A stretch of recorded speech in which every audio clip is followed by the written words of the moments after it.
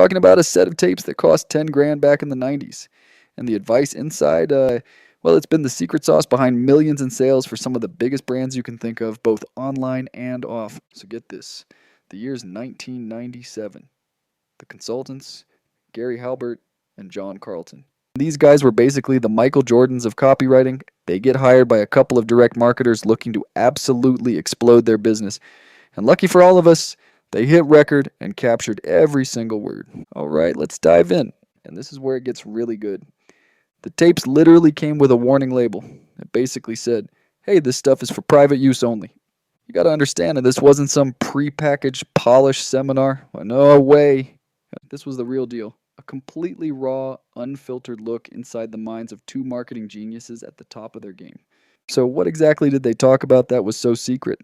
Well, what followed was an absolute masterclass in persuasion, psychology, and sales. We've gone through these tapes and pulled out the most powerful, timeless lessons, starting with a problem that every single one of us faces as marketers, probably now more than ever. Lesson 1. Before you can sell a single thing, before your pitch even has a chance, you have to earn just a tiny sliver of someone's attention. Think about it. That was the challenge with snail mail back in 97, and it's like 10 times harder today with our overflowing inboxes and endless social feeds, right? Well, Gary Halbert had a pretty genius framework for cutting through all that noise. He put it so simply. Imagine coming home and sorting your mail. You instantly make two piles, right? There's the, okay, I'll look at this pile, and then there's the straight to the trash pile. The entire game, everything you've worked for is won or lost in that one split second. Not a logical choice, it's pure gut instinct. So how do you land in that look at pile?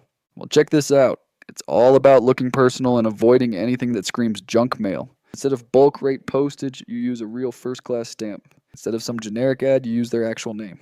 A mysterious return address instead of a big corporate logo. Why? Because all these little things bypass our brain's built-in advertisement filter. It doesn't look like an ad, it looks like a personal letter. It creates curiosity. It feels like a little mystery you just have to solve, so you've done it. Your message is opened, you're in. But this is where so many marketers fall into the next trap. They just throw everything at the wall, overwhelming people with choices. But these masters revealed a totally counterintuitive secret to boosting sales. You actually do less to sell way more. What they saw over and over again were businesses, especially ones with a ton of products, feeling like they had to show off their entire catalog at once. But what does that do? It just confuses people.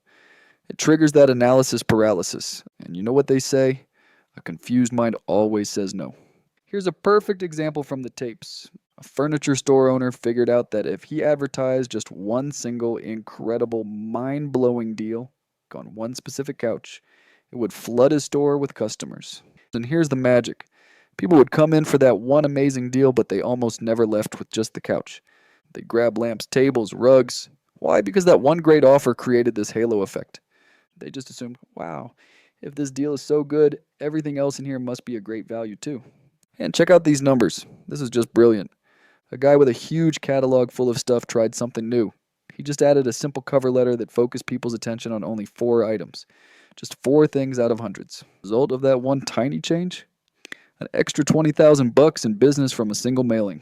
That's the power of one. Right, so let's go even deeper now. Because beyond the tactics of what you show people, the real mind-bending magic happens when you finally understand the psychology of why people buy anything at all.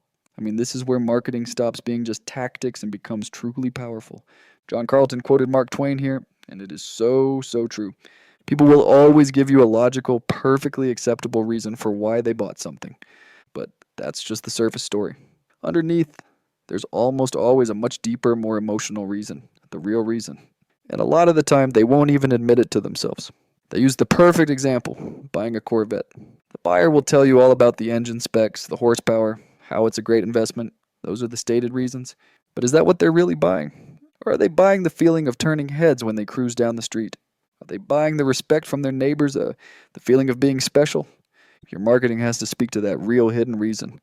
And what John Carlton hammered home is that it doesn't matter who you're selling to. A CEO, a stay-at-home mom, a college kid, we all share these same basic primal needs.